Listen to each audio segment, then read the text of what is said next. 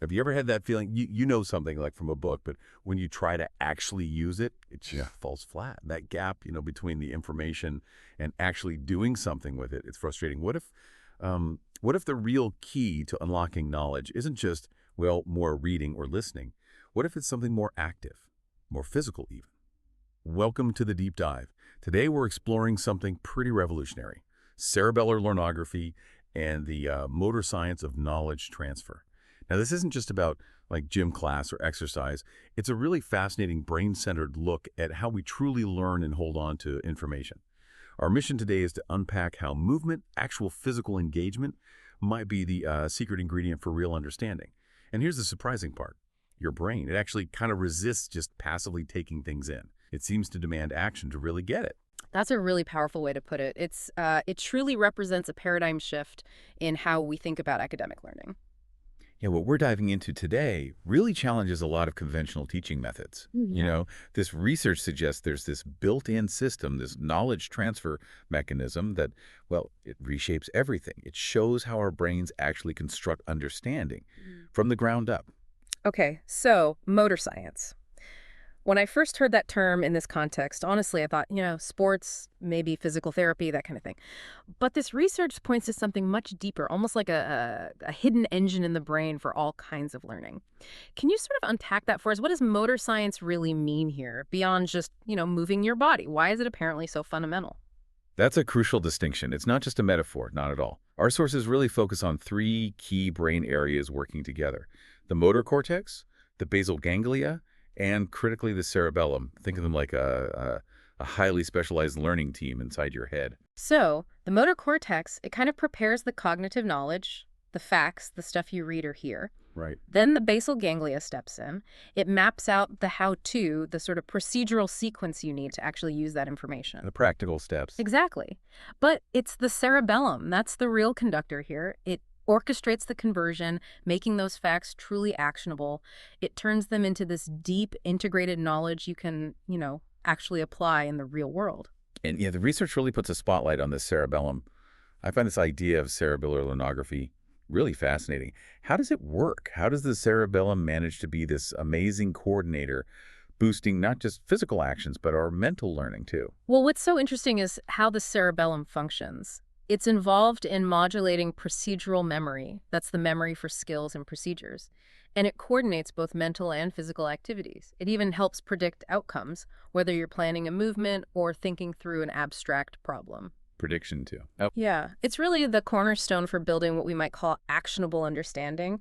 And if you think about the bigger picture, it strongly suggests that how we think and how we move are just deeply, fundamentally intertwined. Understanding that connection seems absolutely key to making learning truly effective and, making it stick. The importance of the cerebellum really hits home when you look at those case studies, right? People born without one, or with an underdeveloped cerebellar agenesis or hypoplasia. Yeah. The source mentions Jonathan and that patient in China. What really stands out to you from those examples? Oh, those cases are incredibly telling. Profoundly so. I mean, just imagine Jonathan's frustration. He understood the rules of driving. He knew them intellectually. Right. But he just couldn't coordinate the complex sequence of actions needed to actually do it, to drive the car. Or the Chinese patient able to speak, sure, but the words were slurred. And trying to walk with an unsteady gait at 7 years old. These aren't just, dry medical facts. They vividly show how essential the cerebellum is for weaving our thoughts into effective actions. Yeah. Without it, or with it impaired, learning just stays locked up. It can't translate into functional behavior. It really just hammers home how indispensable it is for learning. It confirms you absolutely need it to turn abstract knowledge into practical skills. It really is mind-boggling how these internal brain processes work. But this idea, this principle of motor knowledge, it isn't just happening hidden away inside our skulls, is it? You can almost see it. Like, watch expert communicators, their posture, their gestures, how they use their expressions. They aren't just saying things. They seem to be embodying their knowledge. And this connects directly to what the research calls brainpage theory, right? Precisely, yeah, exactly. Brainpage theory. It basically argues for developing these internal brain modules, but not through passive listening or reading, through what it calls motorized learning processes. Motorized learning. Okay. So your brain isn't like a static filing cabinet just holding facts. It's more like a dynamic wiki, maybe? Yeah. or a set of apps that constantly get updated. It builds these functional modules, these brain pages. Brain pages, I like that. Yeah. So instead of just knowing, say, the capital of France is Paris, a brain page might let you mentally navigate a map of Paris or sort of replay the sequence of a historical event with real detail and flow. And it's the cerebellum, again, that helps translate that raw information into these usable, actionable knowledge units. It lets us move through ideas almost as fluidly as we move our bodies. Okay, so if this is how our brains are actually wired to learn best, what does that mean for, well, traditional education? Classrooms, lectures. The research makes a pretty bold claim here. It says applying motor science, particularly through this cerebellar modulation, could dramatically improve learning efficiency. It even suggests it could potentially, reduce the total time spent in education while improving the depth and quality of learning. That's a big claim. It is a big claim. And it represents a really profound shift, doesn't it? It's about moving the focus away from just teaching in the traditional sense towards brain-based learning, actively constructing knowledge. Right. This model sees students as active participants building their own smart brain page modules.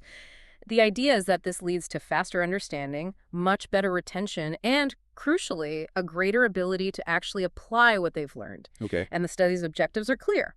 Investigate the neurological basis, evaluate how cerebellar learnography impacts efficiency, and also, importantly, pinpoint the limitations of learning methods that don't involve this active motor engagement. It really sounds like it could revolutionize how we tackle subjects that are often seen as difficult or abstract. The source specifically mentions things like mathematics, science, technology, saying they benefit hugely when you transform abstract ideas into something you can actually perform, something actionable. So maybe instead of just, listening to a lecture on geometry, it would involve more direct, hands-on spatial manipulation or procedural steps. Absolutely. That's the core idea. The breakthrough realization is that all kinds of knowledge, not just physical skills, seem to be fundamentally transformed into this integrated motor knowledge. And it happens through this brain-based cerebellar learnography process. This conversion is what creates those robust brain page modules in the working circuits of the brain. And the process involves that team again. The motor cortex kicks off the translation of the academic info. Right, it gets it ready. The basal ganglia defines the how-to, the target, the space, the navigation path for using that knowledge. For procedure. Exactly. And then the cerebellum steps in to refine it, coordinate it, almost supercharge it into this effortlessly usable understanding. Okay, wow. Let's try to pull together the main ideas we've covered.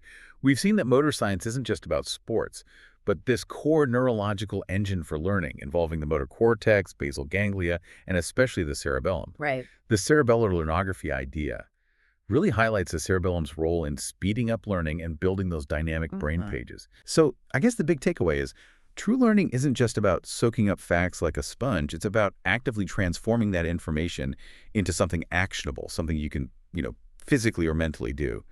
It really seems to be about being able to perform with the knowledge, not just passively know it. That's it, exactly. This motor-based paradigm flips the script, really. It shifts the focus from passive teaching to active knowledge construction. It provides a potentially revolutionary framework for education that actually aligns with how the brain seems to naturally work, making learning hopefully more efficient and definitely more effective. Yeah. Genuinely effective. So something for you, the listener, to think about as you go about your day.